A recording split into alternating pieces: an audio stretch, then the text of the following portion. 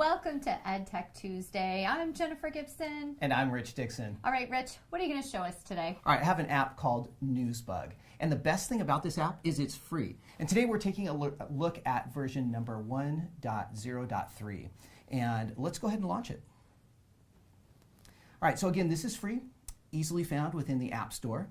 And wow, I love the photo display here. That's really nice. These are all news feeds that are represented by one, sometimes more photos within them. And what's really nice is that these can serve as an entry task. For example, students can use these as a writing prompt. And they're news stories that are illustrated, of course, with a really nice photo. So here's my question. You know I was going to bring this up. What are the chances that I might run across something inappropriate here? This is what I love about this, is that this is curated. This isn't pulled from a random feed. This is actually curated by somebody, and there's new posts that are put up every day. Okay. And let's go ahead and dive in, and we'll talk. So curated for what age? So this would be a great, in my opinion, you could use this as young as 3rd grade. I think you could use this into junior high. Okay. Now, the reason that I'm giving that big of a spread on it is, well, let's take a look. Okay, let's take a look. So I'm going to go ahead, and I see that there's a news item here, and it says Masterpieces, Dance Lessons by Degas. So I'm going to go ahead and open this up. And this provides a full image here. And then there's a little bit of a story around this, so there's some text. So there's a couple of different things. This is a short reading passage, and as you can see, the text is really small. There's no way to really enlarge that. As you can see, I'm trying to pinch, and it doesn't enlarge.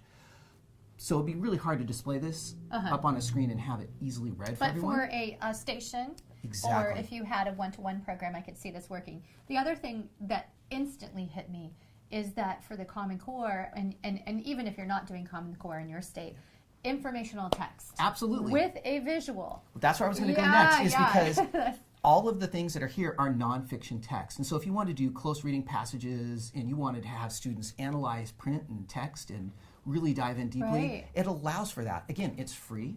It's curated. There's no connection to any social media. There's no ads in it. That was my next question. So getting out to social media, no. No. What about in-app purchases? No in-app purchases as well. So basically, once they're in this, if you were to use guided access, for example, and if you're not familiar with guided access, check out our courses on iPad for more information about that. But there's no way for them to get beyond this and to get distracted. So I really do like that. Is this also an app for Android? You know, that's a good question. I have only seen this available for iOS at this time. Okay. So I'm going to pull up another news story here.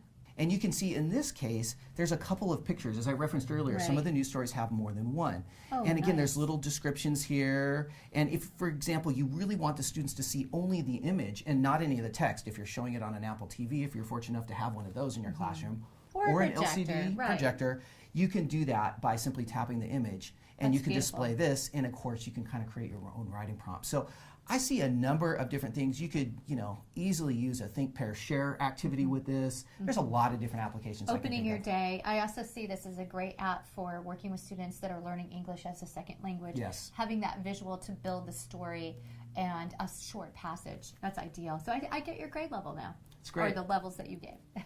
So again, this is NewsBug. It's free, and check it out on the App Store.